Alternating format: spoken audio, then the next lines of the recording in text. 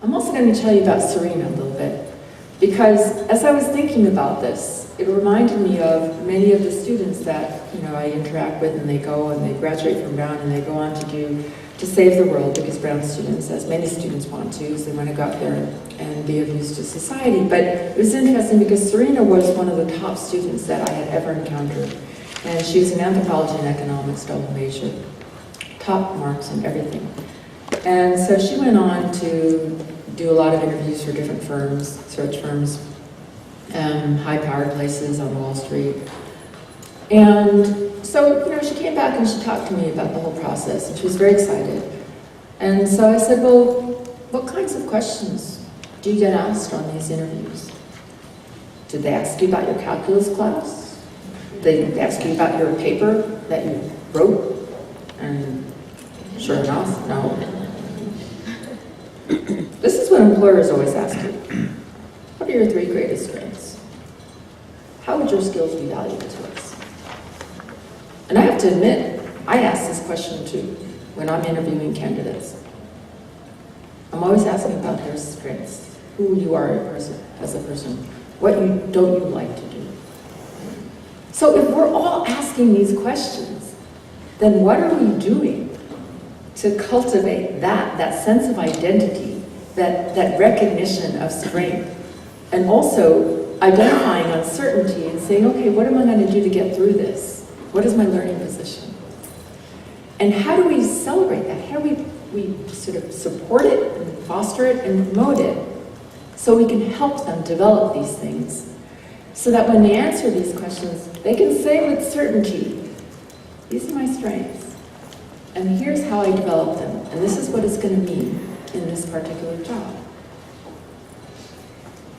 So the big challenge, though, is when we did the Eportfolio project, we asked a lot of questions, we gathered some surveys, we looked at their work, and we looked at their grade distributions, because this is what we do in courses.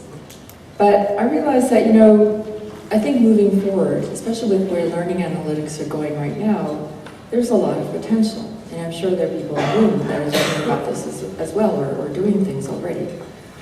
But we've become more interested in thinking about different ways of doing some serious analytics, because there's so much data that we have now. And so we'd like to take a machine learning analysis of some of these learner-centric dialogues that are happening within the portfolio and also through the discussions that are happening in the learning management systems. And think about, well, how are these dialogues leading to the social construction of understanding? How do we tag topics? How do we tag utterances that are correlated with learning outcomes that we've identified? And what are these taxonomies of learning? So that we can train and evaluate computational models to do this. So we've done some preliminary work.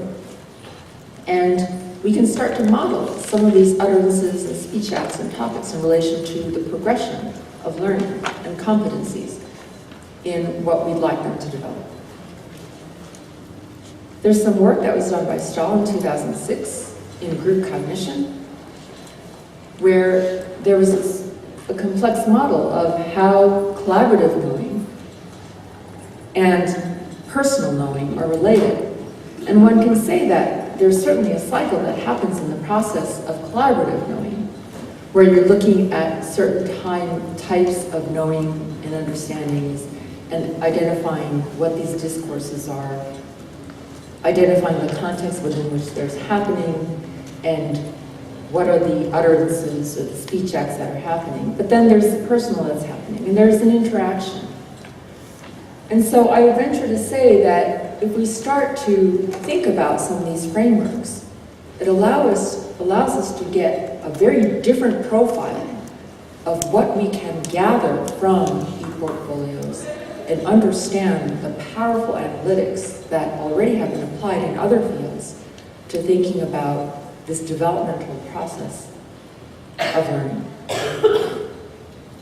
So, again, I think I'd emphasize the fact that the collaborative e-portfolio is a transitional space.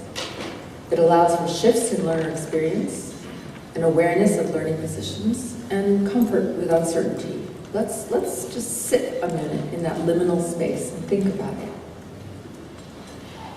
And then, in terms of identity construction, Baden goes on to say, in a transformational space, there's an emphasis on the process of students being and becoming, the italics are mine, rather than simply expressing predefined identities established within the constraints of institutional curriculum.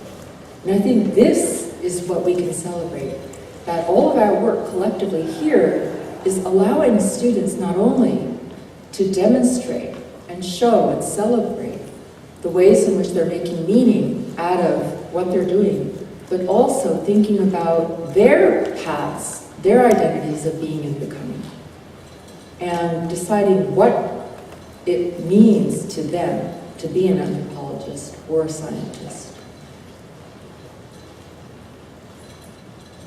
The other item I mentioned earlier was in the context of folio thinking, there was extension into other course components. So we looked at their notebooks, their bug books as well as their lab notebooks. There's a lot more chatter happening, chatter in parentheses. And it was fascinating because it wasn't that, okay, you know, here are the data, here are the conclusions, sign the page, next lab. But there are these interesting comments, things we did well, things we can improve. So I'm totally unsolicited. These students started to kind of do this because they were working so closely and collaboratively. And then this one student would say, great job by everyone. So she's sitting actually celebrating and commenting on the fact that, you know, my team were doing a great job. And she wanted to sort of note this in her notebook. And there was some really interesting marginalia happening. There are these funny arrows, you know, I found the info here, highlights, going back. So going back again and annotating her own stuff and making these comments. And there was reflection going on and commentary. And so I loved the marginalia. It was telling me a lot more about their thinking than their report in their laboratory notebook. So Edgar Allan Poe has a great quote about marginalia. He wrote for, I didn't know this, but he actually wrote for many years. He had a column in the Democratic Review called Marginalia. And you know, he talks about it as a venue for reflective discourse. He says, in the marginalia too, we talk only to ourselves. We therefore talk freshly, boldly, originally, with abandonment, without conceit. And I love the without conceit, because I think students feel that they have to emulate us. They have to use lofty words and be certain and be conclusive, rather than do this and write with abandonment.